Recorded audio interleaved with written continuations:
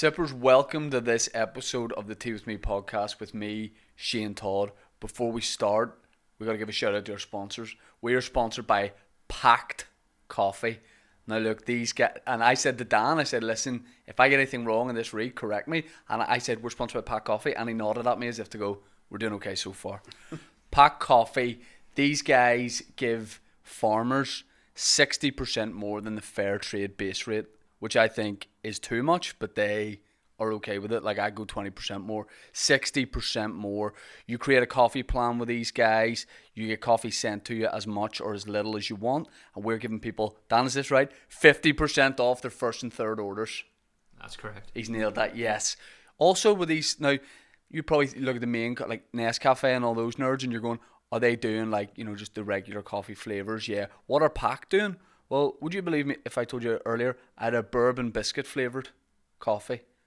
What is there? Is there a wee fruit one, Dan, is there? Yeah. Wee fruit one, mate? Not espresso. Not espresso? That's nuts. Not espresso. So look, they're giving people a good deal, and they're also having fun with it as well. You get 50% off your first and third order. PackedCoffee.com. Seeing as well on the back of the wee bag, you can see where it came from. Like, not just the country, but it also tells you the name. Like, Dan, who have we got there? What bad boys whipped that up? Gilberto Basello. Gilberto Basello. Like, I'm always walking around Tesco's looking for a bit of who? Gilberto Basello. And we've got him. And we know he's a Patreon. We know he loves a podcast. And everything's coming together. PackedCoffee.com. They've got pods too. They've got pods. Everyone has a pod. They've got pods. So as well, you can stick them in your wee coffee maker. It's not just the raw coffee. PackedCoffee.com. The link is in the description. We are also sponsored, as always, by Manscaped. Manscaped. It's coming into the summer months. A little bit sweatier down there. A little bit more humid inside your trousers. What are you going to do about it? You have to take action. Take massive action. Manscaped. Manscaped.com. I'll explain after why he's laughing at that. Manscaped.com. They have all the products you need to go into the summer. Are you a guy who likes to bulk pubically during the winter months? That's no problem. Not mad at that. You like to keep a little bit of blubber, keep a bit of warmth down there. No problem. But it's time to shear. It's time to shear. Manscaped.com. They've got the Lawnmower 4.0. It's got an LED light. It's waterproof, I think. Is it that? Yeah, it's waterproof. So if you're submerged in the dark, you can still take care of your pubes. Don't worry about that if you're under ice or something like that. You can still take care of yourself. They've got ball deodorant, ball cleanser, ball wipes, cologne, pants, all of it. Boxers are coming soon. Boxers are coming soon? They have boxers? They've got new boxers coming soon. New boxers coming soon? Oh, why? So use code Tea With Me for 20% off and free shipping. Take massive action on your pubes. Let me plug Patreon very quick too. Patreon.com. By the way, let me say this. Put out an episode recently with Jamie Lee and Saoirse from Dairy Girls. Good episode. People enjoyed it. Couple of comments. These reads are 8 minutes. The reads are 8 minutes. Some guy at the start messaged me and went, mate, is there a way I can get this without the ads? No. Don't lay down the gauntlet where I do a 27-minute ad read, because I'll do it. The ad reads are what they are, so we can afford. Look, we have a studio in Hollywood. This costs $9,000 a month. So we do ad reads for as long as we want. We plug everything. I might just start plugging things that don't sponsor the pod. Adidas. Yeah? I don't know what these are, because I was doing a thing with JD Sports and Northern Ireland, and they gave me these because the guy said, bring a pair of Adidas, from JD Sports said, bring a pair of Adidas shoes to the shoot. And I said, I don't have any Adidas shoes. And he went, can you source some? And I literally wrote back and said, you work for JD Sports, it would be easier for you to source some. And he did, and this is them. Adidas, check it out, just do it. Patreon.com/teawithmepodcast. We do a bonus episode on a Monday. Last week we did it. This week coming up, we did it in Toronto. The week we're in, we did our episode in Toronto. Week before that, we did it in Lisbon. Don't get used to that. We're doing the week, all the foreseeable weeks here in Hollywood, for God's sake. We do a live stream episode on Friday. The one we did last Friday can never be made public, or we're all getting sued. Patreon.com/teawithmepodcast. My guest today, we have flown him in I say that he was already coming here. I just picked him up from the airport, and like an Uber driver, can I just say, Adam, before I introduce you, can I just say, I think I provided a good service picking you up because You did. told you earlier in the week. I said, listen, I'm going to take the car seat out, take a child's car seat out. Yeah. I cleaned the inside of the car last night. Did you? For you boys to come pick you Can I up. just check before we start? Is this right in the way of my face? Can you push the arm to your right? Push it to me right. Adam, you do the biggest podcast in planet Earth. Yeah, I How know, do you not but- like my... What happens is, Shane, I turn up in my studio, right, and I just get told to sit the fuck down and start talking. I've never had to think about me. Are you about getting the me good angles. side? You know what I mean? Now they can see me, but I can't really see you. It'll have to do. I think It's all about the people at home, innit? I think the classy touch Uh-huh. of me picking you boys up earlier was the pound I had ready. I don't know if you saw it, but to get out of that wee short-term car park, you put a pound in. Is it a quid? I had the quid ready, sitting like an experienced taxi man. Do you know what? Like, I respect that so much. Yeah. The amount of I mean, there isn't a car park in Liverpool that you can get out of for £1. I thought you were about to say there is a car park in Liverpool you've had to pay for. I was like, I love that. We just drive straight through the fucking barrier, mate. You spend all your Patreon money on replacement Bumpers. barriers. It's principle, Shane. It's principle. Yeah, I've got a lot of respect for the man who has £1 ready for something that you need £1 for. Trolleys, another thing. I refuse to buy one They're of not those. still doing those. No. Yeah. In Liverpool, they're still. Yeah. I think the rest of the world's moved on. Yeah. Most other places on the planet now, it's just the trolleys are free. Yeah. Because kids have moved past stealing them. Yeah. And pushing them in the lake. Yeah. We're still there. Yeah. We. That's still a good Saturday afternoon out there. At this age. Yeah. Love that. Yeah, you've flown in. We also said that we remarked that now when you fly, like in the UK and Belfast and that kind of thing, never a passport, never ID. No one gives, because I thought you boys would be ages coming through customs, security. I came into Canada last week. There's a slight bit of security at Liverpool Airport.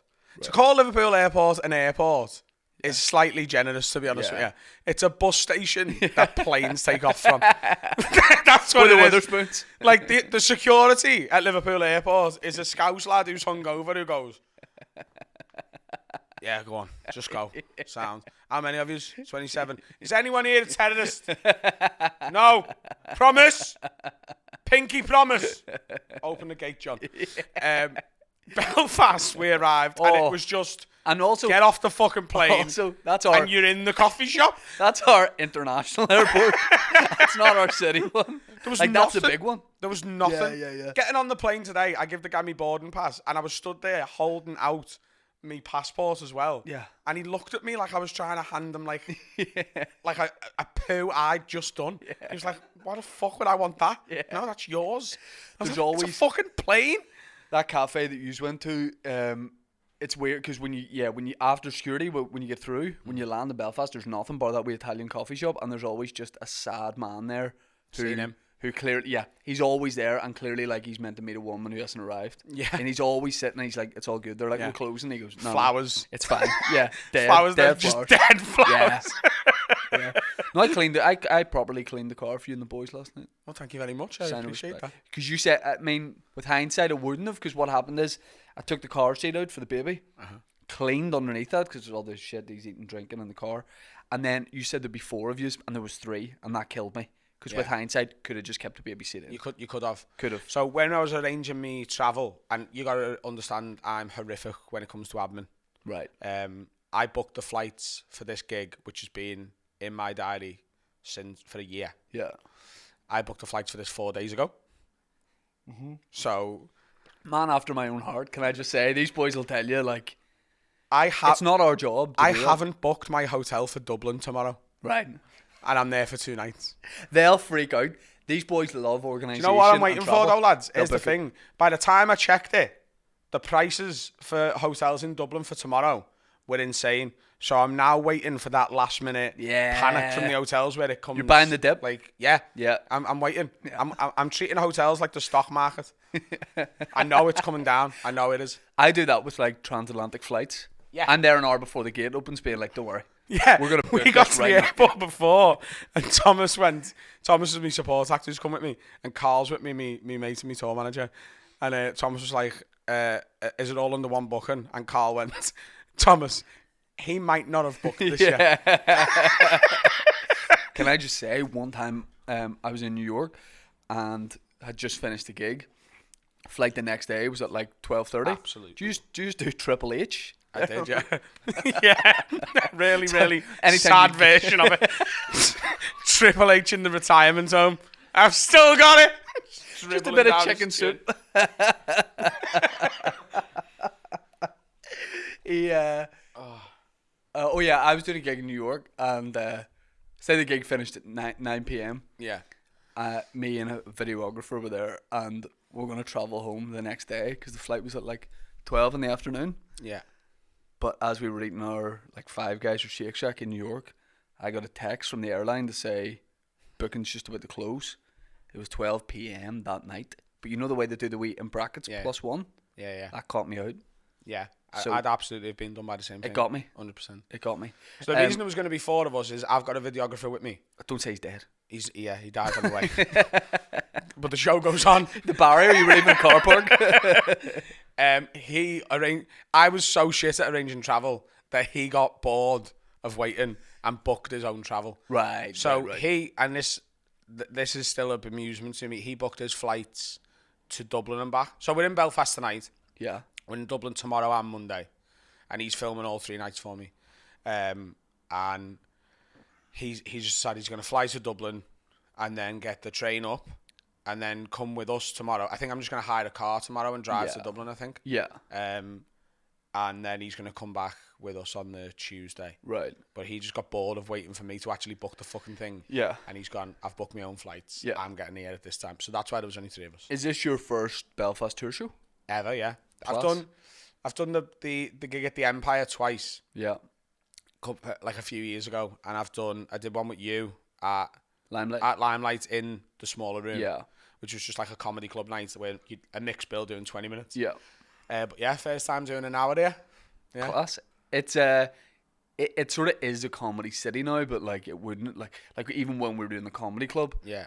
that was just that was going to be one of 4 or 5 clubs in Belfast. Like I was saying to you in the car on the way down, like we don't have a weekend club, which is nuts because It is mad, but maybe it's benefiting your scene a bit to not have Yeah. that, because outside of Liverpool, like I'm very proud of Liverpool at the minute. Liverpool's on fire.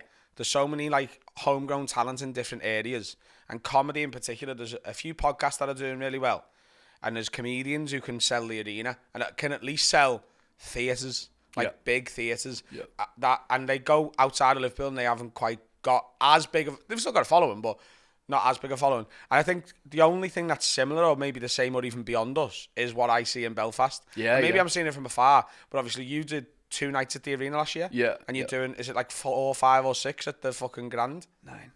Is it 9? Yeah. Lads. Like, like, and I've seen the other I don't lads. like to say it out loud because it scares me. You know what I mean? I'm like, no, don't worry. But that's, do you know what I mean? Like, Yeah. maybe you'd only be doing 8 if there was a weekend club that you Yeah, were available yeah, to go yeah. and see that every week. So, Yeah, it's. I wonder, is it a working class thing? Is it because the cities are? There are loads of similarities between Belfast and Liverpool. I mean, people from here, like me included, like the first time I went to Liverpool, I was like, this is like being at home. It doesn't Yeah, feel so- like I'm in England. you're not really. Yeah. Like, there's a very parochial nature, and I think that's what you're on about, really, is the old sort of one of ours, we look after our own thing. Yeah. I see it a lot in Newcastle and Glasgow as well. Yeah. Yeah. And to be honest with you, I'm quite guilty of when people go, oh, what are your favourite cities in the UK or the country or whatever. I always talk about Newcastle and Glasgow. I haven't been to Belfast as much as I'd like to have been here, but you are right. It's definitely got a similar vibe, and it should be definitely on that list when I'm talking about it, because there's definitely that here. Yeah. It's a total disregard for the authority of establishment. Yeah. Where it's just like, we want nothing to do with any of you. We just want to do our own thing.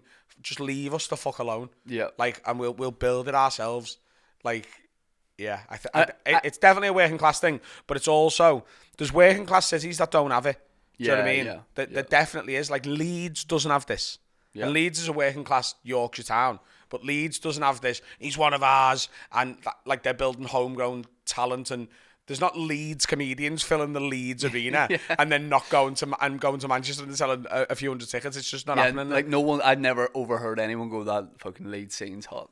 Yeah, it just doesn't fucking happen. Yeah. Have you been to Coventry lately? It's on fucking fire, mate. Like the way people moved to Austin in America, but like we're saving up, we're going to Coventry. Yeah, exactly. Imagine if that happened. Yeah. If just some shithole in the middle of England, sorry Coventry, became the hotbed of UK comedy. Yeah. Everyone just was like, fuck London, but time to move away. Yeah, Manchester, we don't even like you anymore. We've decided comedians are going to commandeer Coventry and make it the place to be. People from moving, like Australians moving. Fucking right. Kevin Hart, Coventry. It's all about Coventry. I think I did one of the first, because for people who don't know, and I'd say a lot of people even from here do know, Hot Water Comedy Club is just the Liverpool, probably not fair to say the Liverpool comedy scene, but it's the jewel in the crown. It's like the main club. And it wasn't when it first started. It was, it was the underpriced, newer act, sort of up and coming club. I think I was there early doors, really early doors. I think we met at the Crown pub. I couldn't remember where it was. How long ago would that's more than 10 years. So that's right next to Lime Street Station. So that will have been 2011. And I remember... No, 2012. Right. About 10 years ago. Yeah. So Hot Water Comedy Club started in a nightclub called Envy, right? Great name for a nightclub. With an I. Envy with an I. Yeah. I envy. Envy. And then it got to the summer, and I think it must have been the Euros, not the World Cup. But it got to the summer of 2012, and the owners of the nightclub said to the comedy promoters, we're going to play every game from the Euros, so you need to find another venue just for the summer. Right. And Hot Water found a pub called The Crown, and the gigs were just better there. Yeah. So they went, after the summer, they went, well, we're not coming back, and Envy were fuming. Yeah. But they just stayed at The Crown for a while. Then they moved to the Holiday Inn, because it turned out one of the managers of The Crown hadn't told his superiors that he was running a comedy club, and every penny that the upstairs bar was making, he was just taking home. Which is fair. He'd just he'd gone to the comedy club. Yeah, you take the upstairs room. Yeah. He was stocking it with his own alcohol. Right. Moonshine? Whatever he could get his hands on. And he's filling it up. And then at the end of the night, he's just taking that till and just no card payments upstairs. Right. Just all for him. You know you wouldn't get that? Coventry. Because they're good people. Do you know what? I'm not even messing. I think this guy was from Coventry. And I'm not even joking. I'm like 90% sure his name was Mick and he was from Coventry. It sounds legit. That's so funny. I'd forgot about that. That gig was great. I just went and did an open spot. Yeah, well, and it was packed. So they used to do Hot Water started, and it was a Sunday open mic night, and then they added Fridays in, and their Friday wasn't a professional bill. What they called it, whose headline is it anyway? Right, and the concept of the show was they had an opener who did like 15 minutes, a break, and then in the middle section they had 3 acts do 10 minutes, and then after the break they'd get the audience to clap for their winner of those 3, and that winner had to do another 10. Oh, okay. So it was like whoever wins gets to headline the gig. Yeah. But what would often happen is you'd get a quite new act who only had 10 minutes and they'd fucking storm it, take the roof off, and then they go do another 10 and they'd be there going, so what do you do? Like they had nothing else to say. And then they eventually added Saturdays in, which were professional bills. Right. And then that always, it's sort of the gimmick of the Friday then became sort of a bit boring, and they ran out of a talent pool to do it. So they made the full weekend in the Crown, and then the Holiday Inn, the pub, in the hotel function room, which the fact that they made that work is a miracle, because it was a sanitized shit room with generic art on the walls and stuff, where people have like conferences. Like it was like really underfunded weddings. That's where we were doing comedy for like 4 years. And then they bit the bullet and went, we're going to buy a club. We're going to be Liverpool's first purpose-built comedy club. And then a couple of us filmed a couple of things, and the clips went viral. Yeah. So I remember the start of that. I'm watching it. Yeah, it was mental. Like it was sort of the catalyst for the start of me having a career above the circuit. Yeah. And then the owner of the club just seen it as an opportunity. I think he spent something like 25 grand on cameras. And at the time, all the comics were like, why are you doing this? And he was like, trust me. Yeah. This is the thing to do. He's like, I'm going to kit the whole fucking venue out. And this is going to be the place people come to film stuff. We're going to film every show. Every bit of compare and Paul, the compare does, we're going to put out. And at first, Paul, the compare, was like, I don't really want me comparing bits going online. Right. Imagine if he'd dug his heels on that. Yeah. He's a fucking arena comic now. He sells more tickets than almost anyone else in the UK. He's doing 3,000 seaters in Glasgow and doing 3-night runs. Yeah. Like, he's massive, and it's all from comparing clips. And he compared that gig I did. Yeah. And I remember being like, that guy is unbelievable, because it didn't feel like he was doing material. He was just talking about home. He was just talking about like what had happened that day in his house. Yeah, he's fucking brilliant. He's fucking unbelievable, Paul. It's quite funny, really, because there's a thing, as much as working class cities love their own, there's a sort of, it's like it's a thing to pit people who are doing well against each other. Right. Do you know what I mean? Oh, 100%, yeah. So I'll get people stopping me on a night out and being like, do you know what, lad? You're fucking well better than that ginger cunt. Yeah. He's fucking shite, lad. All he does is fucking talk to the crowd. And I'll get tweets along the same line, or like DMs or whatever. Yeah. And he gets the same thing. We just send them to each other and fucking buzz off it. Yeah. My favourite thing to do, though, right, in the world, is when I get in a taxi and they sort of recognise me. Like, if I get in and a taxi driver goes, what you do? I just say I work in a bar. I can't be arsed with the conversation. Yeah. But if they go, where do I know you from, lad? I know they're going to figure it out. Yeah. Even if they... And sometimes they have already, they just don't want to say it. Yeah. And I go, oh, I'm a comedian, mate. You might have seen a couple of me clips. Yeah. And then, because not everyone knows me and Paul are really, really good mates. Like, he had his second wedding last week. Yeah. And I was the master of the ceremonies. At the first one, I was one of his two best men. Yeah. Like, we're close as fuck. Do you know what I mean? You're getting good bookings at his weddings. Oh, 100%. Yeah. I got barred from making a couple of jokes. Right. Because I wanted to start by saying, give us a cheer if you've been to one of Paul's weddings before. Any regulars in? I told a few people I was going to do it, and they're like, it's funny, but cleared it with Paul. And Paul was like, look, normally she'd love that. But today, just don't. Yeah. So I made a different joke about how he was punching above his weight. I was like, it just goes to show it doesn't matter what you look like, as long as you've got love in your heart, hope in your soul, and a Lamborghini. Someone will fuck you. There was a... Yeah. Which, by the way, is way harsher than the first joke. Yeah, but it is, but it's harsh on him, innit? It's on him, yeah. Yeah, like, the first one is like, you're not his first wife, it's at air expense, isn't it? There was... I was going to say something else, because his first marriage didn't last very long. So I was going to say, you look at Paul and Laurie and you just know that it's going to last longer than his first marriage. And if we give it an hour and a half, we'll know for sure.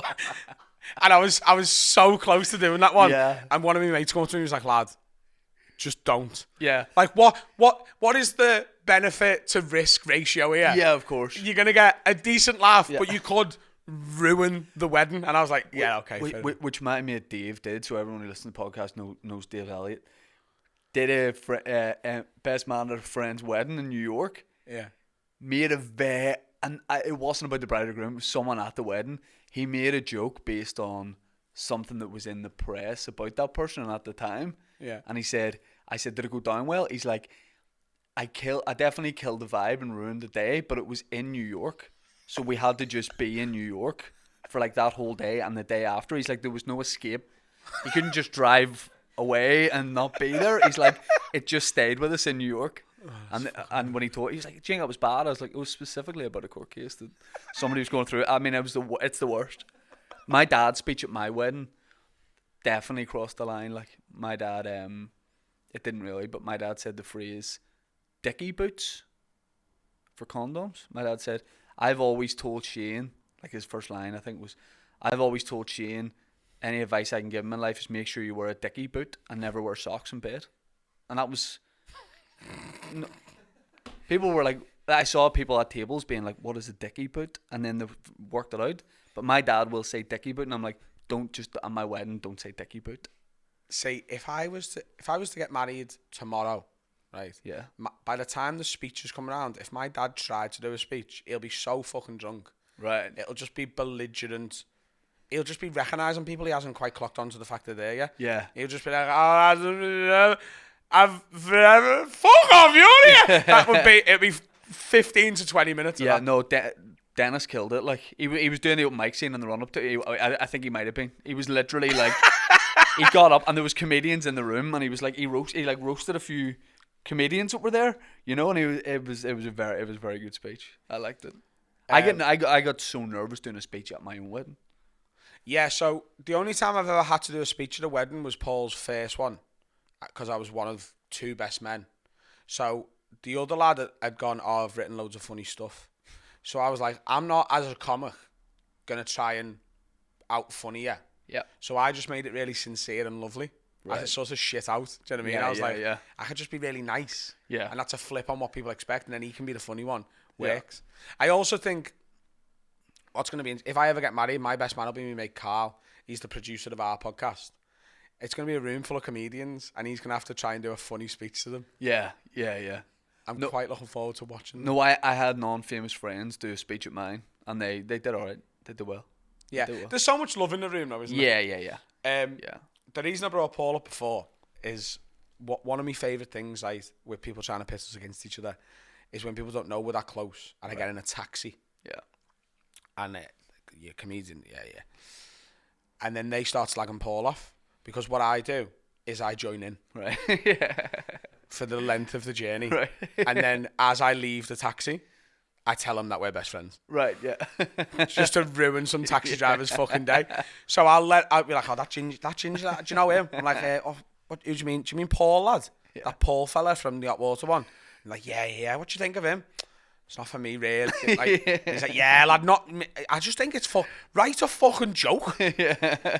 Like, not every fucking, it doesn't have to be all about the joke. I'm like, I know, mate. Fucking does. I'm working my ass off, you know. I'm writing hour after hour of stand up, and he's just up there just trying to fucking make it about, and I'll do it for a full 20-minute taxi ride. Yeah. I'll pay him. Like, nice to meet you, mate. Nice to meet you, lad. No worries. Go look with the comedy. Oh, by the way, you know, Paul, it's actually my best mate. I think he's brilliant. See you later, lad. Shut the door and just leave. He just sits for an hour. I think sometimes people don't understand you can like more than one comedian. Like, it's all good. Yeah. Like, there's no... And there's just this, like, and this has been within the industry more than anything else for a while. There's always been, like, this famine mentality with success, which is, like, there's a finite amount of it available. So if Paul's doing well, I can't be. We couldn't both possibly be doing all right. It's just not the case. No, that's definitely a thing here. Yeah. Like, that's definitely a thing here. Or, like, you put a show on sale and someone's like, he's not happy because, you know, he's got a show 6 months after that. You know, like, it's all good. People want to come and see everything. Yeah, you know? they really, really will. But the scene in Liverpool, like, it genuinely is my favourite place to tour because it's always going to be good. Yeah. Now, the last time I was there, the fire, you literally burnt the place down, didn't you? I go over to a hot water comedy club. It's a late show. Now, here's the thing about me. I like to go to bed early. 10:15. What? That's by the way. I mean, I'm sleepy bye-bye. It's 10:15. I like to be in bed. I have a young kid. You're tired. You're doing stuff during the day. A fucking comic, Shane Todd. Yeah, but early. I like to go on early and get home early. Go sleep. So if you're doing a tour show, yeah. What time do you start? 7. 4:15. No, I'll do it.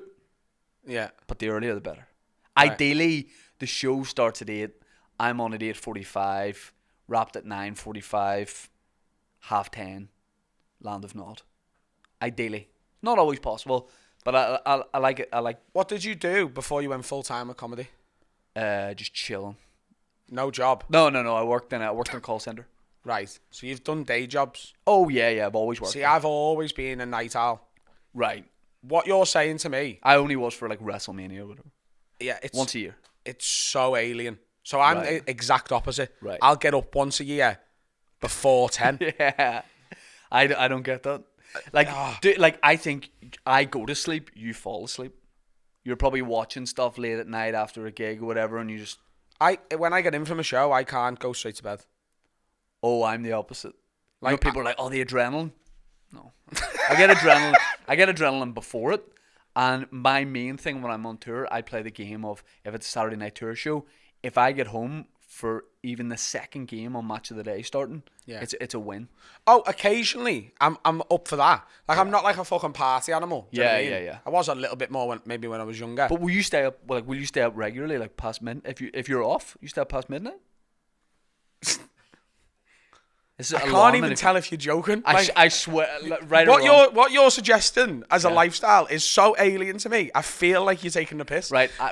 If I'm in bed before 1 o'clock at night, like 1 o'clock in the morning, right? There's something's happened.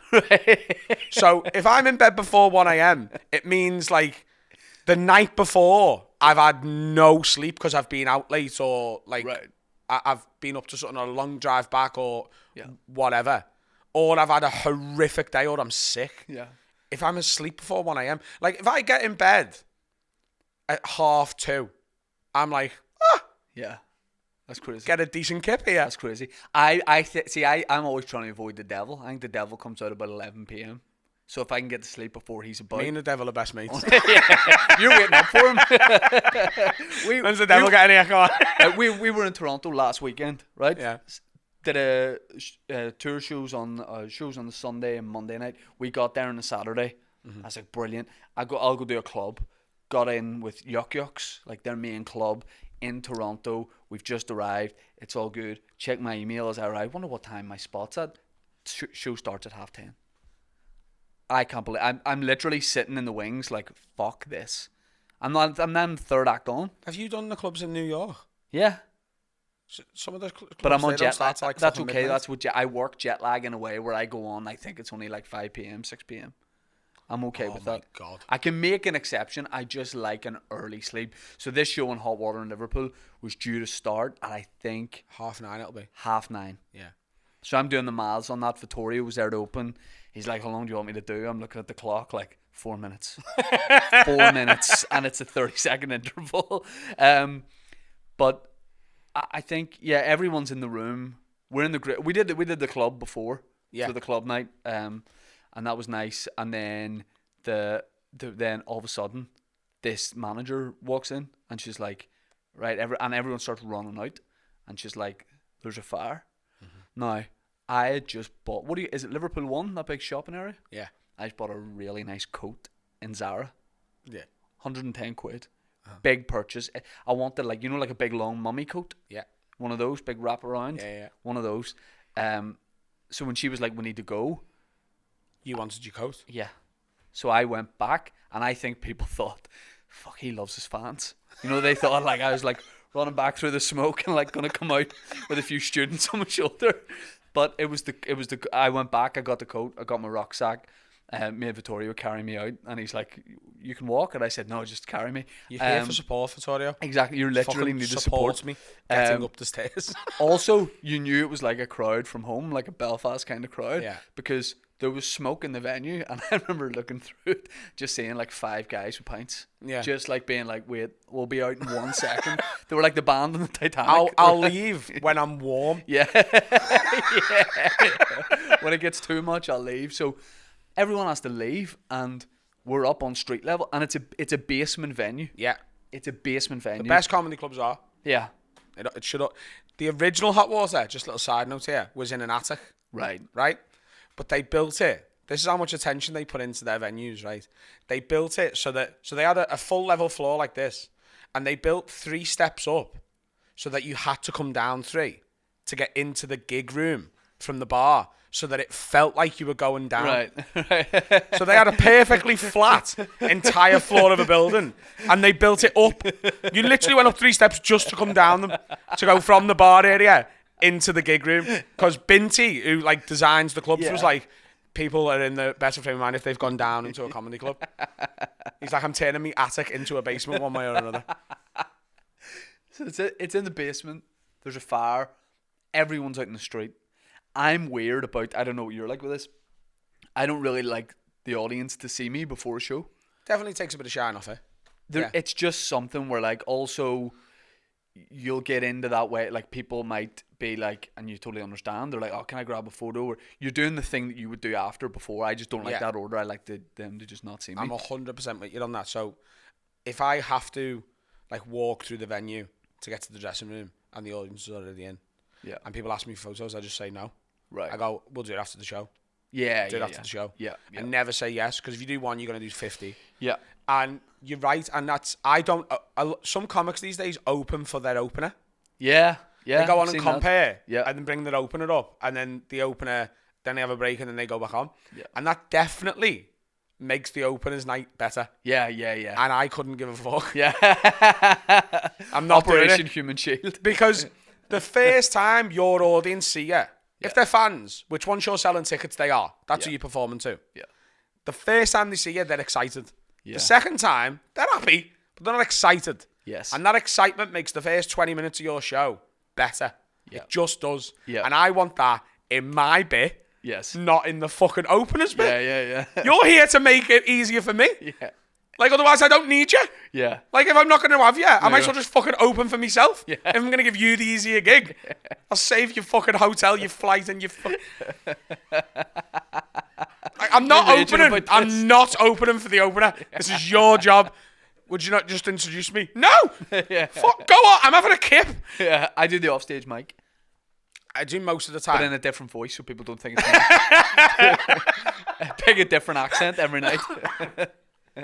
I do that most of the time because I think they like that, and I'll make sure they know it's me. So I'll be like, "What's happening, ladies and gentlemen? Thank you so much for packing this place out. Please make some noise for my mate and your opening act, whoever it is." Yeah. For the majority of the tour, You'll say that word for word. Whoever it is, whoever this cunt is, I'm sure he's good. Thomas Green has done the majority of this tour with me. He's been great. But like sometimes, like last night, this week has been fucking crazy. I told you about the schedule before. And Middlesbrough yesterday, we had no hotel in Middlesbrough because we were driving straight back to Liverpool afterwards. Bro, okay. So I Thought you were waiting for that dip again. I didn't get me Waiting for the afternoon nap. Middlesbrough dip. So hold on, let me get this straight. You stay up late at night. Mm-hmm. Late at night. You get up late in the day. You said if you're up before 10, that's... No, I was doing a little haha there. So normally I'm up between 9 and 10. Okay. That's normal. That's normal for me. Okay. But then you'll Fucking all judge me. But then you'll all... No, but I will when you say that you'll also nap. Yeah, I will. If I'm not every You're day. getting 21 hours sleep a day. No, I don't. Think about what I'm saying. Yeah, right? It's common for me to be in bed at around 3. Yeah. Right? Between 2 and 3. So let's take the earliest side of that, just to be generous to you. Right? Thank you. Right? So that's 2 a.m. Right? And then let's say I get up as late as possible, which is 10. That means I've only had 8 hours and I don't sleep well. Right. I'm not a consistent sleeper. I'll wake up 3 or 4 times in that sleep. Right? So it's not a solid 8 hours. I think that's God's way of saying go to bed at Yeah, maybe 10. it is. Well, fuck you and fuck him as well, okay? I'll go to bed when I want. Keep disrupting me sleep. I'm rebellious, okay? That's what it is. It's rebellion. So let's say I only get 6 or 7 hours sleep there. That's not enough. Yeah. It's just not. Right. I need 8. Yeah. So in the afternoon, occasionally, not every day, but if I've got time, I'll have a little, Yeah. If I'm in a hotel, I'll go out throughout the day. I'll get up, go and have breakfast. Mm-hmm. I'll go, if the hotel's got a swimming pool and a steam, I love a little bit of that. Go and do that. I'll go, bad for retail therapy. Yeah. Nothing makes me happier than buying myself something, right? Okay. So I'll go local shops in whatever city I'm in, especially if they've got like a decent trainee place where they sell like Red or like whatever, like a streetwear store. I'll go around those places, buy myself a couple of things, get back to the hotel, and I've got hours before the show. So often I'll just put a bit of Netflix on and I'll just have a little 20 minutes. Okay. And I needed that yesterday because the night before yesterday, so yesterday was Middlesbrough, the night before was Newcastle, and we went out afterwards. Now I'm a big Liverpool fan. Me tour manager, Carl, and my best mate is a big Everton fan. And Everton fan had just secured their fight against relegation. They were staying up. So he was made up. So we were going to have a few drinks. And then he was like, come on. His little face, he was dead happy. And I don't hate Everton. I'm not one of those Liverpool fans. I enjoy the derby. And I wanted them to stay up. I'd quite like Everton to just, in perpetuity, be 16th or 17th. Yeah. Just a constant wave of misery for their entire lives. Go on a good run and then capitulate. No. You always just want, awful. Burnley. Like, I want them to look dead set for relegation every year and always just about stay up. Right, That's my ideal. Because then I still get to play them twice a year. Then we also get to beat them twice a year. Yeah. And they have no joy apart from the last game of the season where they just about stay up. Yeah. And that's because I don't hate them. Yeah. Right? So we went out in Newcastle. So get up the next day, you're a bit ropey. I've had next to no sleep. I needed a nap yesterday. So while my support act was on, and the half an hour before that, in the dressing room, there was a big couch. I just had an hour's kip. See, I worry about waking up out of sorts. I don't know. That's my sleep alarm. You could wake me up. You could wake me up and go, announce it on now, and I'll be fine. I'll be absolutely fine. In fact, I might be at the top of my game. Ooh. I do know comedians that do that. That do have a little sleep before. I will do it sometime. If I have a real early morning flight, if you want the cheap flight, yeah, you'll take it. If I'm there at like 7 a.m. in a city to do a show, I definitely will need the nap. But I'm cranky boy when I wake up, so I need a little bit of cool off time. I need to go for a walk. I can be cranky in the morning, but after a nap, I generally feel quite refreshed. Do you stay up late for Freeview or something? You got that's what it is. TVX. I'm waiting for Yeah. Sex Saturday. Yeah. Imagine that's what. So you know the way you get You're a satellite 5 to 12. You know the way you get a satellite delay sometimes? In Liverpool, our satellite delay is 15 years. So, at the minute, you might see, if you've got any Liverpool followers or you follow anyone from Liverpool, Yeah. a lot of people talking about the Champions League final. Yeah. They're actually looking forward to Athens 2007. That's what everyone's really excited for. It's finally being televised in Liverpool. Did you used to have cable tel? Did you have cable tel? Yeah. Oh, channel 61, 62. What was it? Porn. Was it? TVX and what was the other one? Yeah, okay. TVX and there was another one, and when that Freeview started at midnight. I just used to put the sex line ones on, and I always used to try and lip read the women.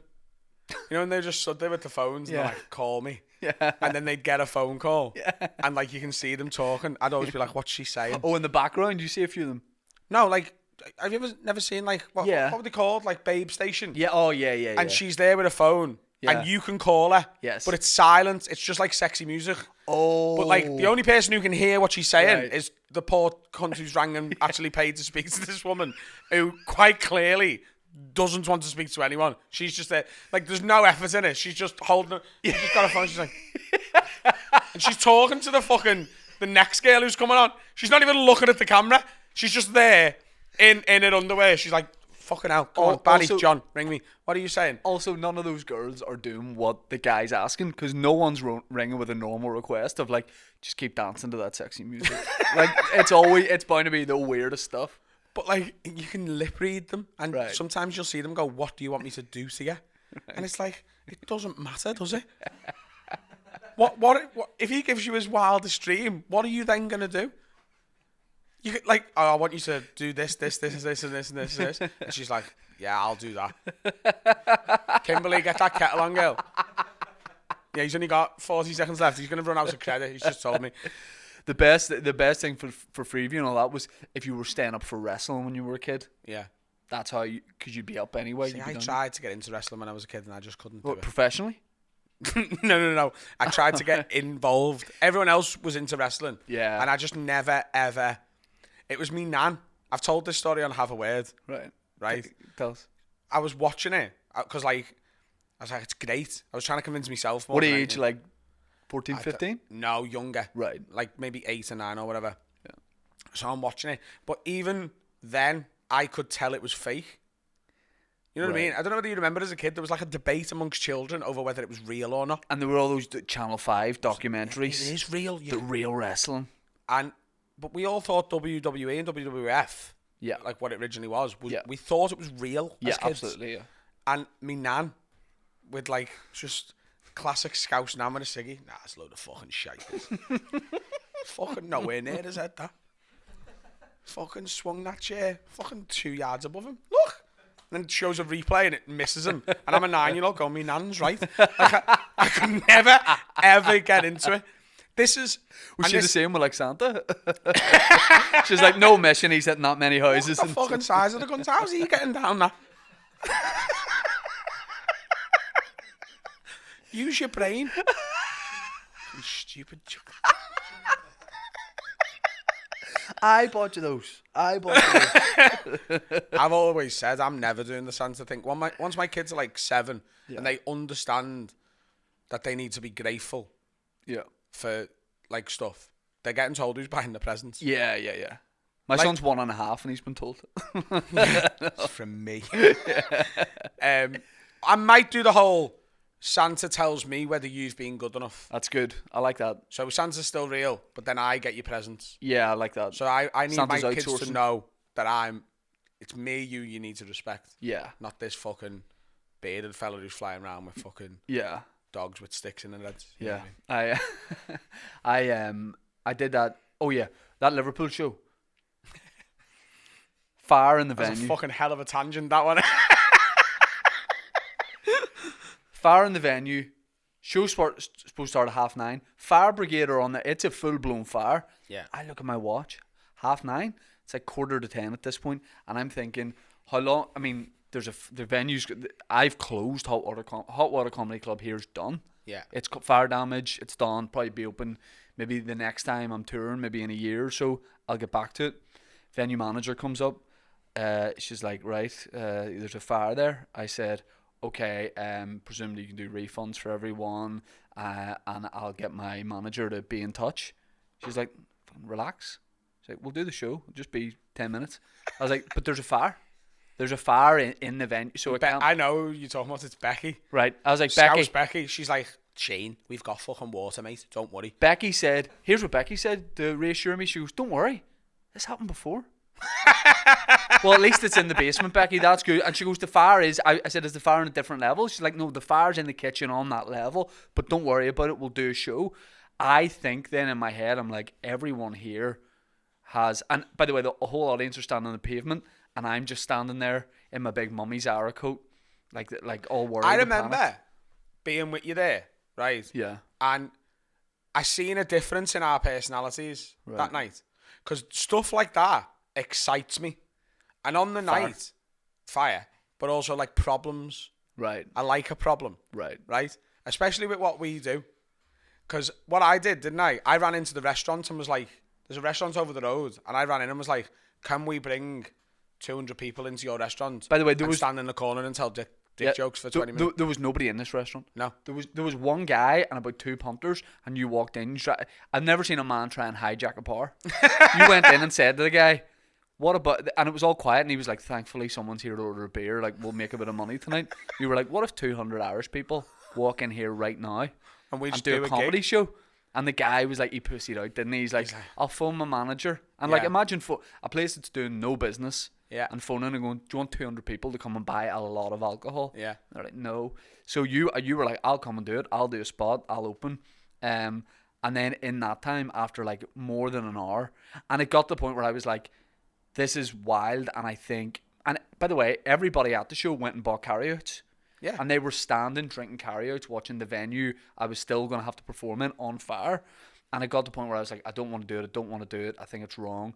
And then I came full circle and was like, actually, this is mad. You've got to do it. This is mad. I couldn't understand why you didn't want to do it on the night. I now do, because you were like, fucking, it's bedtime, and it's 15:15 bedtime. I had those, if you noticed, I don't wear glasses, but I had glasses on, you know, those painted on eyes. I was saying, what do you want to do about this? I was just against the lamp. I was gone. I was out for the count. But I didn't want to do it. And then I was like, yes, you know what? This is going to be fun to talk about. Why I'm in Liverpool now. Let's just do it. Yeah. And it's one of those ones where I was like, I'm up now. We're not going to get to sleep early. Yeah. I've worked that out. Gotta do a show Let's like that. do it. And it was, so we also, like, people had places to go after, whatever. So we thought, right, let's not do an interval. Vittorio did literally 5 minutes at the start, and I went on, and it was the best show of the year for me. It was, but it's always gonna be. Because here was my fear. The only thing we can talk about at this show is the fire. Yeah. And I've got an hour, and I've worked on this tour show, and I want to give you that. And I love going away from the material, so I'm going to do that a bit.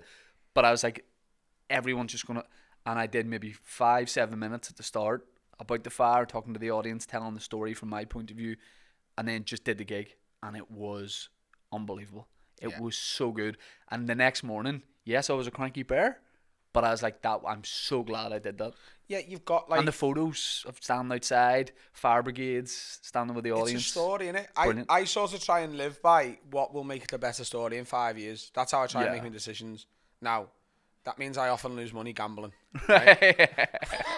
But I think it's quite an interesting way to live your life rather than playing it safe all the time. Yeah. There's certain times where you go, what's better here? If you'd gone to bed that night, you'd have been gutted. Yeah. Like, you didn't try and do it. Yeah. I think you should always try and do it. I also, for me, stand-up in particular is supposed to be rough, and it's supposed to be problems, and there's supposed to be... Yeah. And you're supposed to, like... Comedy works better in shitholes. Yeah. Rather than Agreed. really, like... Have you ever done, like, a theatre gig in, like, a... And it's a really sanitised venues where they have, like, conferences. Council venue. Yeah. Yeah. Like, it just feels a bit too nice to do what we do. Like, a fucking dark basement. Yeah. That, like, there's a fucking aircon dripping at the back on a seat, and there's a big... Like, Smouldering as well. There's embers. Like, that's, I'm like, that's these what candles. So we don't have candles. That's our annual fire. we do this once a year. Yeah, I think stand-up should be about those weird shows where mad shit happens. What's the worst tour situation you've got yourself into? Like, have you got yourself into like a show, you've had a massive problem with a venue, or... I won last year. No, I haven't got a story along those lines. What happened? I won last year where we were doing an outdoor tour, and it was brilliant. It was like you're able to do things again, and every night the weather was unreal. So if it was shit the night before, overcast or raining, whatever way it worked, I think it's because I go to bed early, God help me out, and just made the weather, like if you were doing a big storm, it'd be, but anyway, the weather was always good, and there were proper outdoor gigs, and we did a big one, about 400 people, council theatre, council venue, and at the mall, I was bringing 2 openers doing 15 minutes each. I was doing roughly an hour after a break, and we got to this one, and someone from the council that ran the venue was like, so what time do you want to start at? I said, do you want to start at 8? She said, you got to start at 8:30. I said, yeah, that's fine. And you talk about like a job's worth. Then she was like, yeah, and your performance, this has to be 2.5 or 3 hours. I was like, nah, that's not what this is. Like, no one would want that. So I was like, we'll do 2 20-minute sets, break, I'll do an hour. She was like, nah, contract stipulates you have to do this amount of time. And it was just before I went on stage, and we had like management involved, tears, not mine, arguments, all sorts. Got to the point where I had to just ring comedians and go, you about, mate? Fancy coming on, pad the show out a bit? I was then told, we compromised like 2.5 hours. And shout out to Jordan Robinson, who's a comedian from here. He's done Hot Water a few times. I phoned him up. I was like, where you at? He's like, I'm doing a shop in Tesco's.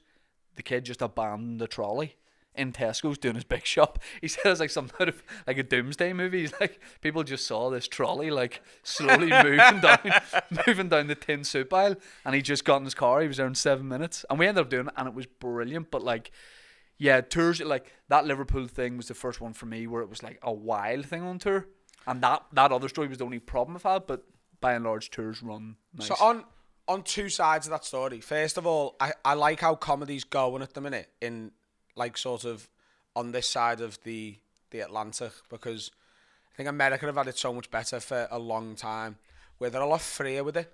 Like over here, it's been you have an opener, you have a break, and then you do your show, and it's fucking done. Yeah. And that just doesn't cut it anymore. Yeah. Like it should be a bit more fun and free. And like there's been times on this tour where I've got my opener, but like a mate of mine's been in town, and some of them are like way too big to be opening for me. Yeah. But they're here, and I'm like, do you want to just do 10? Yeah. And I'd do that for anyone.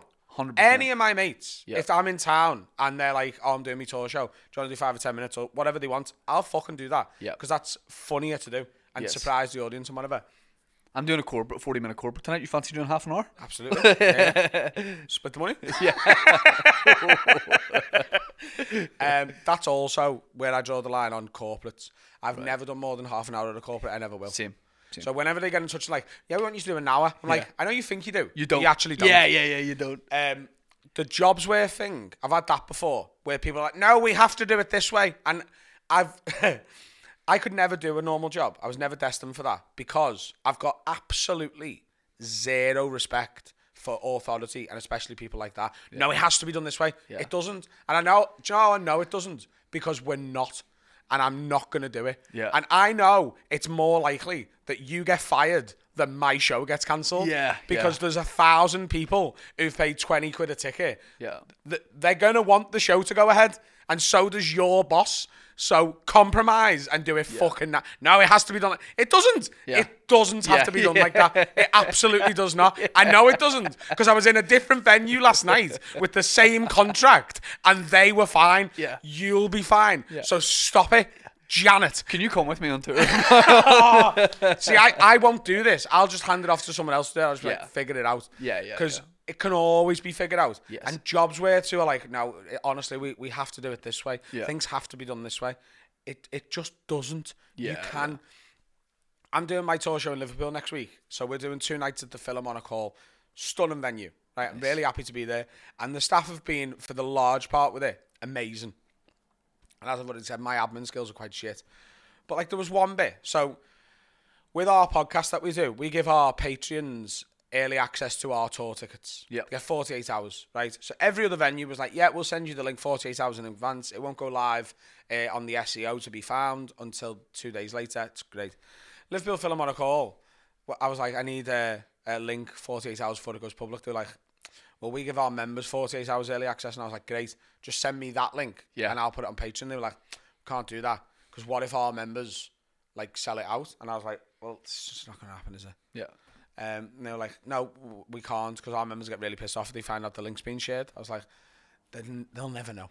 They will literally never know. Yeah. I was like, so what's the solution here? They went, what we'll do is we'll give you 400 tickets and you can just sell them through an external site, Skiddle, I use. Yeah. And then we'll allocate them near the time. Don't worry about it. So I was like, right, okay. Their members' access to my tour show sold 2 tickets. It's a 1,700 seat venue. Right? They gave me 400 tickets for my pre-sale, which sold out in 11 minutes, and we could have done a lot more if they'd just sent me the fucking link. Yeah. Right? But the members would have been the 4 imagine 2 in total, members! Imagine in total there is 4 members. Oh. So a couple of weeks ago, they got in touch and they're like, what are we doing about those 400 tickets you've got? And I was like, I don't know. Yeah. And they were like, right, well, we need to distribute those tickets. And I was like, cool, crack on. Yeah. And they're like, you need to get in touch with Skiddle because they're going to have to send out the tickets for us. And I was like, right, okay. And then Skiddle come back and was like, right, it's too late for that now, really. So for us to do that, it's going to charge us, you're going to be charged £3.50 a ticket. And I was like, right, so that's 1,400 quid. And they were like, yeah. I went, well, I'm not paying that. So speak to the venue because this was all their idea and figure out between yourselves. The venue come back and we're like, no, it's on the artist to sort this. So we're going to have to, Adam, you're going to have to cover it. So I seen those emails. And if they ever see this podcast, I'll be maybe in a bit of trouble. One of the members might. By law of averages. I was like, right, okay, cool. I was like, I read the emails and I thought, you know what I'm going to do? I'm just going to not reply. I'm going to ignore this problem and I guarantee it'll go away if I just pretend it doesn't exist. Right? Because I'm not paying 1,400 quid. That isn't happening. Yeah. So I'll ignore so it's it. still unresolved. Right? They rang me yesterday, Philharmonic Hall, and they were like, what are we doing about these tickets? I was like, oh, do you know what? I've had a really busy week. I've been behind on my admin. I haven't actually had a chance to read those emails. What's the current thing? And they went, well, if you download the Skiddle data of everyone who's bought the tickets, that'll have their address, their name and their email address on. If you just send that to us, we'll just distribute them free of charge. And I went, yeah, not a problem. So your advice to me is just ignore the problem. Ignore It'll it. go away. Yes. Yeah. Medically, all of it. I don't open mail. I can't remember the last time I opened a brown envelope. If it's white, I'll open it because that could be like, whatever. Yeah. If it's blue or pink, I'll open it because that's probably a birthday card that got lost in the mail and it might have 20 quid in it. A brown envelope, honestly, is the most terrifying thing in the world to me. Yeah. Why? Why is anyone opening that? But it would terrify me to just not open it. Yeah, but I don't want to know what it is. Right. It's not good news, is it? Yeah, no. It's not going to improve my day. Yeah. I live my life on a day-to-day basis. You could die tonight. Yeah. I'm unhealthy. I drink a lot. I don't eat very well. I could be 12 hours away from a stroke. Yeah. Do I want to spend those 12 hours knowing that I missed a parking ticket and that it's now 500 quid? Or do I want to live in ignorant bliss? Yeah. And No, just I'm with crack you. on I'm with my you. day? I will not open mail. Yeah. When I'll open it is when it comes with a red stamp on it. Right. And I'm like, right, now it's a serious problem. Yeah. And then I'll open it. Yeah. Yeah. Until then, I've just got no interest in any letters. I don't get why I can't get my head around the mentality of someone getting a brown letter and going, ooh. Yeah. Why? It's self-sabotage. That's what they're doing, not what I'm doing. It's you've got to be insane to get a letter in a brown envelope and be anything other than dismissive of it. Yeah. I I just can't do it. Talk to me about the podcast. So have a word, because I follow you. I know you. I kind of saw the formation of it. Saw like you were doing it.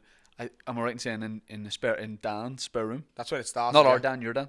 Yeah, that's where it started, yeah. And was it over lockdown or was it before you started? No, so Dan had wanted to start a podcast for years. He actually had one in the past called In the House, which was good. And then he started a new one. He bought the equipment. He bought a couple of cameras. His cameras at the time were not for the full episodes. He was just doing them for the odd clip or whatever. And he started a podcast called The Hack Radio Pod, which was essentially, his marketing of it was, as a comedian, you're not allowed to be a hack, but no one's ever said that's the rule of podcasting. So we're going to make a shit hack radio show with sound bites and Right. regular like listeners calling in and stuff. And he wants to do it that way. And I think I was guest like 5 on his podcast. And he knew I was interested in starting something. I was in the process of buying the equipment myself. So I was going to start a solo podcast sort of like this, and where I'm interviewing comedians and fucking around doing whatever I want with it. And I was also going to be using it to sort of formulate new material. I wanted to just rant and try and remember the funny stuff and then take it on stage. That was my plan. And I still might do that, to be honest. I might do a little separate thing once my tour's done. I want a new project. But mine and Dan's episode of the Hack Radio Pod, his friend rang him and was like, look, you should carry on doing the Hack Radio Pod, fine. But you and Adam should do something, because this is just so much better than the other 4 you've done. Yeah. And I'm not saying it's Adam, I'm saying it's you two together. Yeah. There's something there. So he got in touch with me, and I said to my girlfriend at the time, Dan wants to do a podcast with me. And she went, do it. And I went, what do you mean, do it? She went, you're not going to do one. Right. She went, you might eventually, but you won't stick with it. Yeah. She's like, you might eventually, but initially you won't stick with it. It'll be 2 or 3 projects and you'll eventually find something, but you're a lot better if you're accountable to someone, and you'll be accountable to Dan. She was like, if you've got to be somewhere, you'll be there. As long as it's not you're letting down. Yeah. So be accountable to Dan and do it. And I was like, right, okay. And it was her advice, really, that really resonated. I was like, she's absolutely fucking right, annoyingly. So we started, we put an idea together. We called it Have a Word. The idea was, there was a lot of podcasts at the time that do like an agony aunt section. Yeah. Yeah. And we were like, there's a reason that works. It's because it's easy for people to write in. But how can we flip it a little bit? So the idea was people can write in and we will have a word with their friends on their behalf, rather than giving them advice. It's like, my mate's doing this, will you have a word with him? Right. And that became the title feature. We had a couple of other features as well. And we started in January of 2020. We launched. We'd done like 3 pilot episodes that we just put in the can, and we eventually released them on Patreon as like bonuses.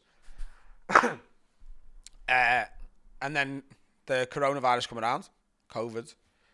And at the time, I was still going to Dan's every week to do the podcast. And I don't know whether you remember, just before that first lockdown, the idea of going into a lockdown was hilarious. Yeah. It was just so far from feasible that everyone in the country was going to be locked in their homes. We were all like, yeah, that's not going to happen. Yeah. So we, as a joke, said if we go into a lockdown, we will have a word every day. First of all, thinking the lockdown had never happened, and second of all, thinking if it does, no one will want that. Yeah. Yeah. And then it did happen, and then our listeners went, so every day, yeah. So we did 6 days a week. We did Monday to Saturday every week, Sundays off.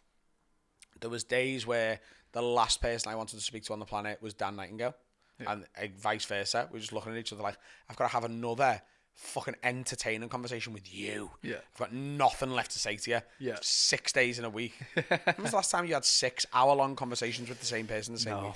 No. And that kept us going throughout that first lockdown. At the end of the first lockdown, we saw a sort of glaring gap in the UK podcast market that was already sort of happening in America. We were like, we should be the first one over here to get our own studio. Now, obviously, there's podcasts that record in studios in the UK. Yeah. But they weren't their own. They were all hiring like a generic comedy club studio or... Yeah, so we were like, let's get a fucking room in somewhere shit, somewhere cheap. So we settled for Runcorn because it was halfway between my house and Dan's. Decked it out, made it look so... The videos have become quite iconic. You know, if I have a word clip comes up on your phone, you know what you're watching. Yep. Like it looks like a bright orange couch against a blue curtain. It's just so mismatched. Yeah. No one's really gonna copy it or be able to. And the brick wall backdrop behind us, very, very deliberate sort of branding to it. Started getting guests in because the first 75 episodes, there's no guest. Oh, okay. And they're all audio only. They're still available everywhere, but they're just me and Dan, and they're just audio. Episode 76, our first guest was Paul Smith. Yep. And that was in the studio. And then from there, we went, because obviously we've been doing it every day. So when we first launched our Patreon, there was no benefit to signing up. We were just like, we could do with some money, or we're going to have to stop. Yeah, yeah. So we got like 400 or 500 to sign up, and that kept the thing going. And meant me and Dan didn't have to go deliver them for Iceland or Tesco or whatever in that first lockdown. So when we moved into the studio, we started getting the guests in. The way we did it was, we were like, right, now that we're not doing an episode every day, we'll do one public, one exclusively to Patreon every week. And with the public one, the first half, there's no guest. So we split it into 4 sections. So it's sort of mirrored, really. So the first section of 4 is just me and Dan. No plan at all. We just turn up and start talking. Second section is just me and Dan answering listener correspondence. Third section is me, Dan, and the guest. No plan at all. Fourth section is me, Dan, and the guest. Listener correspondence. And the reason we did it that way, we were like, if people just want me and Dan, they still get it.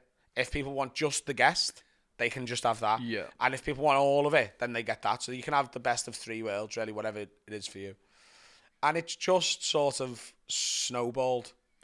It's changed my career. I was already sort of touring and at a very small level, but, 100-seaters and that around the UK. I was already touring and it's bumped me up. And Dan wasn't. Right. Dan had 0 following, really. Yeah. And he's now, he's about to do a 30-date UK tour. Yeah. 99% of which the sales come from podcasts. I mean, it's such an unbelievable... Like, did we start before COVID? Before lockdown? Shortly before 5-6 weeks. Yeah, and we did that thing of doing like a daily one. And it like...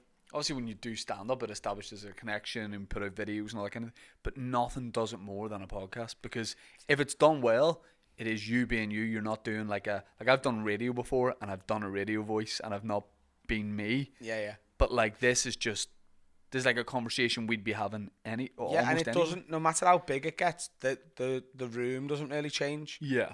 Like from when we had 2,000 listeners when we first got the studio, to now, I think we're currently doing like 250,000 a week. Right. What we're doing and where we're doing it has not changed even a little bit. Yeah. So 2,000 people being behind that camera, or 250,000 of them, the setting doesn't change. So there's no extra pressure on it. You don't feel like there's 250,000 people downloading it. Yes. You just feel like you just sat around in the same way you were before. Yeah. By the way, you having a set and a fixed set. Yeah. It made me be like, we need to get a fixed set. Well, that is very, very nice to know. We've had a lot of podcasters go, we took a bit of inspiration from this, and we're fucking made up with that. Yeah. I'm a bit have me cake and eat it too, because I have had some sort of TV opportunities, and I've got some more coming my way, and I'm very grateful for that. But I am, at my heart, anti-industry. Yeah. And I'm very much, the industry is better in comedians' hands rather than... I didn't realise I was until maybe like a year ago. Yeah. I was always like, if I have an idea for something, it can only go to the BBC. Yeah. Because that's the only broadcaster we have here. Yeah. Like fixed here. And it was like you'd take an idea, it would get rejected, and I would be like, that's the end of the idea. There's no other option. Whereas doing this, and when this has started doing well, it's the only time where I've been like, oh no, we can do things, and if there's something exciting that maybe is a TV thing or something you get approached with and you go, I actually really like that. Like I think there's a attitude of like, and it's happened for maybe 5-10 years where it's almost like not cool to say you want to do TV stuff or whatever. But I think deep down, anyone saying that, if they had a slight opportunity, They'd take it. they'd take it. They all want it. Yeah. And I take opportunity. I also turn down some stuff now. Yeah. Because there's some stuff, like, when I started comedy, I was like, I want to do everything. Because I was just like, in my head, when I started, being on TV equals good. Yeah. Like, equals I am good at comedy. And that's just not true. Well, there was a route you felt that you had to take. Yeah, and it's just not there anymore. Yeah. Like, I love how many comedians, whether that's on the back of Have a Word or of their own volition or whatever, they've got a podcast now and they're building their own audience and they're building this thing where, and everyone's, the famine mentality I was talking about before, when it was just TV, we were all competing for the same 20 jobs. Yeah. Yeah. That we're not all competing for the same 20 audience members. Yeah. Because someone who loves this podcast can also listen to ours. Yeah, and can yeah. also listen to Dead Men And talking. they do. And they do. Yeah, and yeah. there's almost like, it's obviously not infinite, but it feels like there's an infinite amount of fan base out there for us all to have and share. Like, when we have someone who's doing well with their content, or even if they're not and we want to give them a boost, we just get them on. Yeah. And we share their stuff, and it should be the way it's done. Yeah. The industry is much, much, much better in comedians' hands than it is in people like, there's a lot of TV producers who are fucking great, but there's some who should be absolutely have zero involvement in the actual 1000%. jokes. Yeah. Why don't we put a vampire in it? Fuck off. Yeah. Like, shut up. Go away. There's a reason you've hired us, because we're funny. Yeah. And there's a reason you're behind the camera. It's because you know how to fucking edit. So edit us being funny. Yeah. Oh, don't get me started. But it's just like you say, going from that, 100-seat tour and kind of thing, and seeing all the numbers bump up. It's just that connection with the audience now, and being able to almost do a show anywhere, like to be able to go. I know there will hopefully be enough people in this place that like this, where I like me doing Toronto, like I couldn't have done that 2 years ago, a year ago, but kind of just about enough people now to do a show, and that is not lost on me to go and do that, or even go to Liverpool and like do a venue there, and the venues here and the venues you're doing in Liverpool. That would have been reserved for, in the kind of TV dominated time, that would have been reserved for an elite band of maybe 10 comedians who were huge on TV. Mm-hmm. And now people from our cities will come and see us. Yeah. Because it's absolutely insane. So the last tour I did, I put very similar sized venues on sale for this tour, just to see. And I've like, this tour's going to be 80 dates by the end of it. It's too many. Right. It is too many. Yeah. It has meant that I've got to do the show a lot and get it tuned, because we are going to film it and try and sell it to a streaming service, and if they don't buy it, then we'll just put it on YouTube. Yeah. It's sort of hard to get your head around the growth of it, and that's why I put similar sized venues on sale to the last tour, because I genuinely didn't know what impact it was going to have. Yeah. So we knew we had new fans. We just didn't know whether they were live fans. You don't know whether they're going to come out or they just enjoy listening to you in your car. Yeah.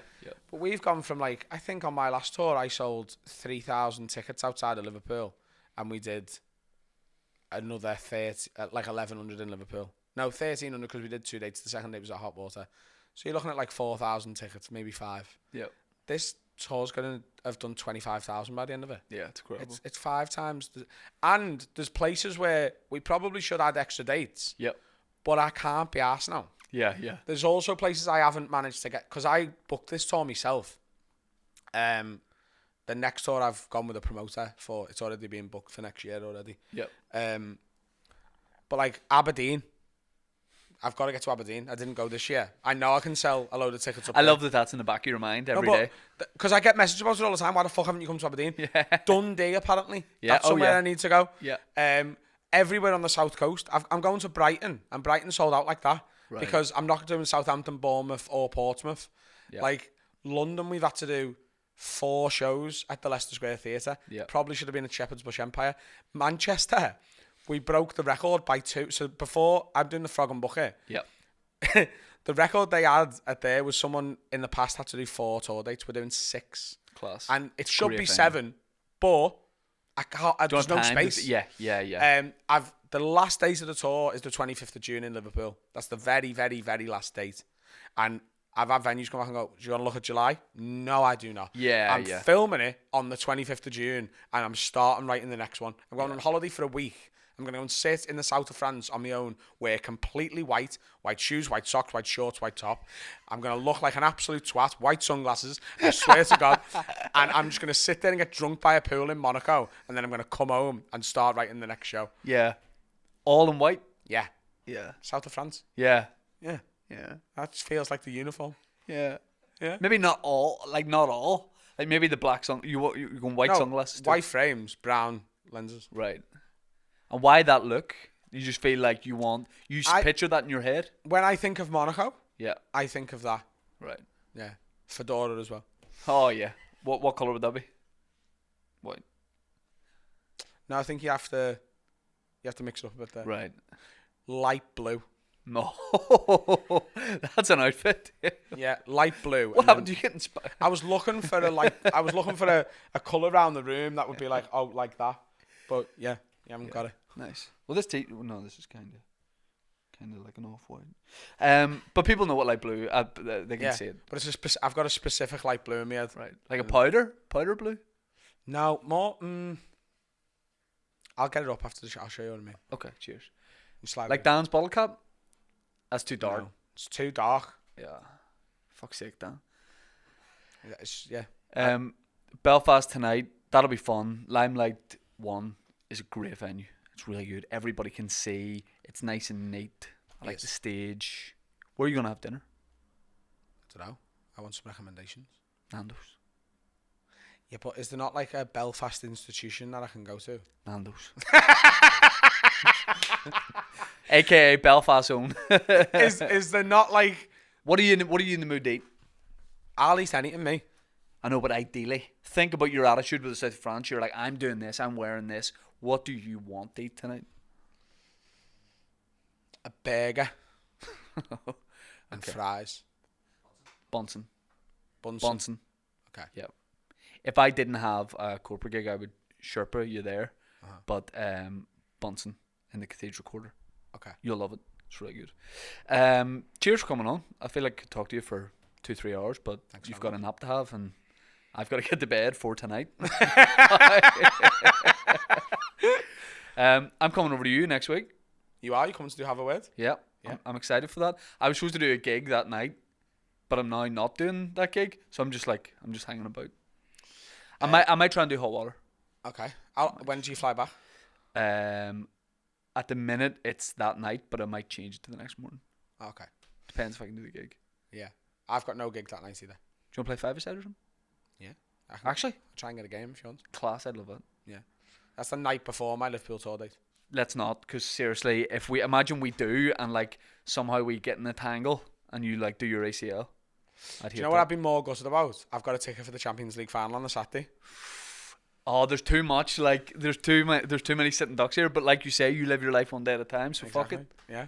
I broke my leg about I'm not playing with you. 12 weeks ago, and then had to do a load of shows. And it was fine. You can't. But you don't want to do it for next your day, big though. one. Yeah, or your big. You don't want to do your big one. And Paris, I've got to be in. I've got to be. I downloaded my ticket for the. Oh, I Champions thought you meant plaster. No, Paris. Yeah. I've got my Paris ticket. It's on my phone. I downloaded it yesterday. Right. There was a 1% part of me, because I got the tickets. There's a podcast listener who got them in the UEFA ballot. Right. And he messaged me and was like, I've won the ballot. Do you want my tickets? And I was like, yeah. Yeah. And then he went, right, here's my login for the UEFA app. You can just go and pay for them yourself. And I was like, right, great. And I did that, and I was like, I hope this guy's as sound as he seems he is. Yeah. And then yesterday he sent me an email. He's like, "Here's your tickets." What does he want out of this? Nothing. He wants to meet me for a pint in Paris because he's Yeah, going. he's going to tell you he needs a kidney. Yeah. And you'll give him it? 100%. You literally cut it I'd out. give him both of me bollocks. I love that. That's Yeah. nice. So I like Paris is more important than the Than the Philharmonic. Liverpool gig. Nice. Adam, cheers for coming on. Appreciate Thanks it. Have a very good much one for in having us. Belfast tonight. I'll see Thank you you. next week. See you next Thank week. you very much, everyone.